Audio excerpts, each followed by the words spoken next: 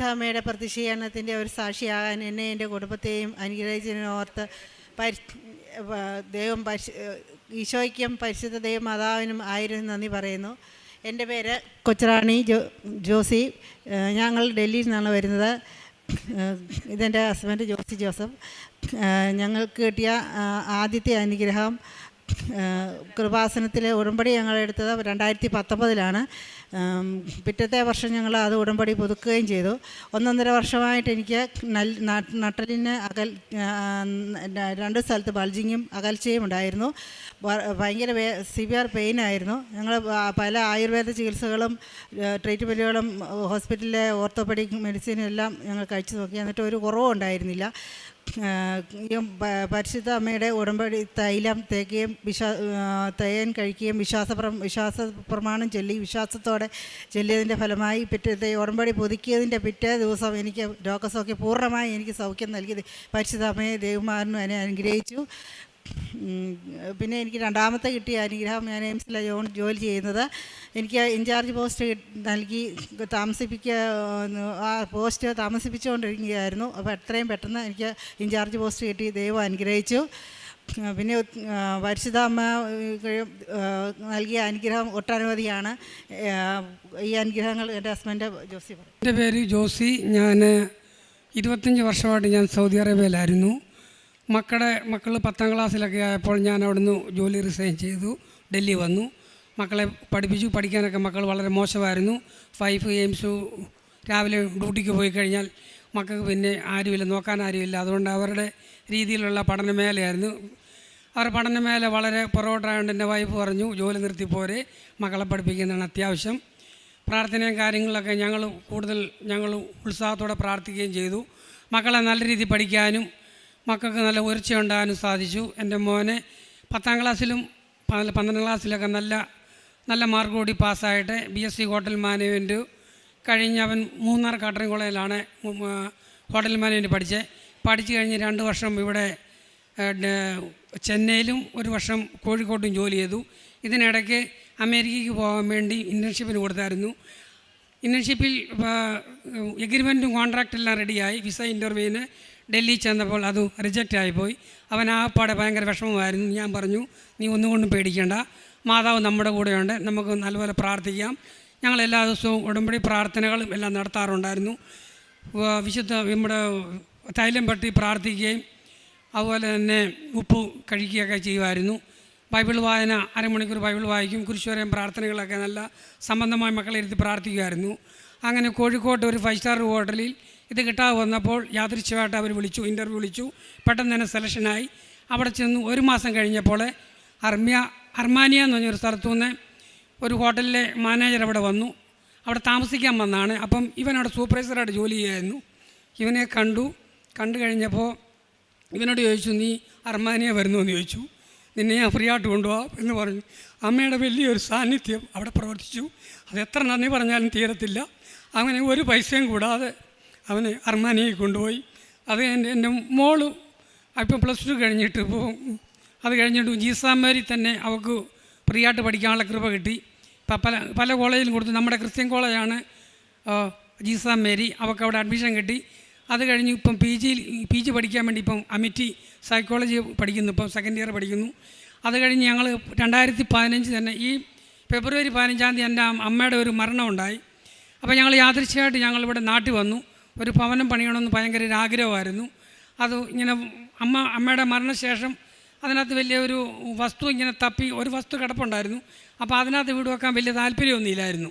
എങ്കിൽ തന്നെയും യാദൃശ്യമായിട്ട് ഞങ്ങൾക്ക് റോഡ് സൈഡിൽ വേറൊരു വസ്തു അമ്മ ഞങ്ങൾക്ക് തന്ന് ഞങ്ങളെ അനുഗ്രഹിച്ചു. അതിൻ്റെ ആധാരം ഇപ്പോൾ ഈ തിങ്കളാഴ്ച ഇപ്പം കഴിഞ്ഞു. ഞങ്ങൾ ശനിയാഴ്ച ഡൽഹിക്ക് പോവുകയാണ്. അപ്പോൾ അമ്മ തന്ന അമ്മയ്ക്ക് ഈശോയ്ക്കും പൊടാനിക്കോട് ഞങ്ങൾ നന്ദി പറയുന്നു. എല്ലാ അനുഗ്രഹങ്ങളും ഞങ്ങൾ നന്ദി പറയുന്നു. പ്രേക്ഷിത പ്രവർത്തനം പത്രം ഇവിടുന്ന് ഞാൻ ഓരോ ഉടമ്പടി എടുത്ത് ഇവിടെയും കൊടുക്കും, ഡൽഹിയിലും കൊടുക്കും. ഞാൻ അവിടുത്തെ പള്ളിയിൽ ഞാൻ ശുശ്രൂഷ ചെയ്യുന്നുണ്ട്. അതുപോലെ തന്നെ ഈ കരസ്മാറ്റിക് പ്രയർ ഓർഡറിൻ്റെ എല്ലാ ശനിയാഴ്ചയും ചെയ്യുന്നുണ്ട്. അതുപോലെ തന്നെ ഞങ്ങളുടെ ഇടവകയിലെ ഞങ്ങളുടെ യൂണിറ്റിലെ കുടുംബങ്ങളിൽ എല്ലാ ശനിയാഴ്ചയും ജപമാല പ്രാർത്ഥനയുണ്ട്. പിന്നെ രോഗികളെ കാണുകയും അവർക്ക് വേണ്ട സഹായങ്ങളെ ചെയ്തു കൊടുക്കും. സാമ്പത്തികമായിട്ടും അല്ലാത്ത രീതിയിലുള്ള സഹായം ചെയ്യും. എൻ്റെ വൈഫാണെങ്കിൽ തന്നെ ആരെങ്കിലും ഒരാൾ രോഗിയെന്ന് പറഞ്ഞാൽ അവിടെ ഹോസ്പിറ്റലിൽ ഹാർട്ടിൻ്റെ രോഗങ്ങൾക്കുള്ള എല്ലാ കാര്യവും അവൾ കൊണ്ടുപോയി ഫ്രീ ആയിട്ട് ഓരോ കാര്യം ചെയ്തു കൊടുക്കും. ആത്മീയ ജീവിതം സംബന്ധിച്ചിടത്തോളം പറഞ്ഞാൽ എല്ലാ ദിവസവും രാവിലെ 5:30 ആകുമ്പോൾ ഡെയിലി ബ്രെഡ് കാണും. ബൈബിൾ വായന അരമണിക്കൂർ എല്ലാ ദിവസവും ബൈബിൾ വായനയുണ്ട്. എല്ലാത്തിനും ഈശോയ്ക്കും അമ്മ മതാനും കോടാനുകൂടി നന്ദി പറയുന്നു. ഞാൻ ഈ സാക്ഷ്യം പറയാൻ താമസിച്ചാൽ ഞാൻ അമ്മയോടും ഈശോയോടും ഞാൻ ക്ഷമ ചോദിക്കുന്നു. അങ്ങ് നൽകിയ അനുഗ്രഹങ്ങളെ പ്രതി ഞാൻ എന്നേക്കും അവിടുത്തോട് നന്ദി പറയും. അങ്ങയുടെ ഭക്തരുടെ മുൻപിൽ ഞാൻ അങ്ങയുടെ നാമം പ്രകീർത്തിക്കും. എന്തെന്നാൽ അത് ശ്രേഷ്ഠമാണ്. സങ്കീർത്തനം 52:9 ഉടമ്പടി എന്നത് ദൈവത്തോടുള്ള ഒരു നിശ്ചയദാർഢ്യമായ ഒരു ആത്മീയ ബന്ധമാണ്. വിശ്വാസവും നന്ദി നിറഞ്ഞ ഒരു ബന്ധം. ദൈവം ചെയ്തതിനെ ഓർത്ത് എന്നും സ്തുതിക്കുകയും വിശ്വാസത്തോടെ പ്രതീക്ഷയോടെ കാത്തിരിക്കുകയും ചെയ്യുകയാണ് ഉടമ്പടി മക്കൾ. ഉടമ്പടിയിൽ നമ്മുടെ അനുഭവങ്ങൾ മറ്റുള്ളവരുടെ മുമ്പിൽ സാക്ഷ്യപ്പെടുത്തുമ്പോൾ നാം ദൈവത്തെ മഹത്വപ്പെടുത്തുകയാണ്. ജോസഫും കുടുംബവും ഈശോയും അമ്മയും നൽകിയ ഓരോ അനുഗ്രഹത്തിനും നന്ദി പറയുകയാണ്.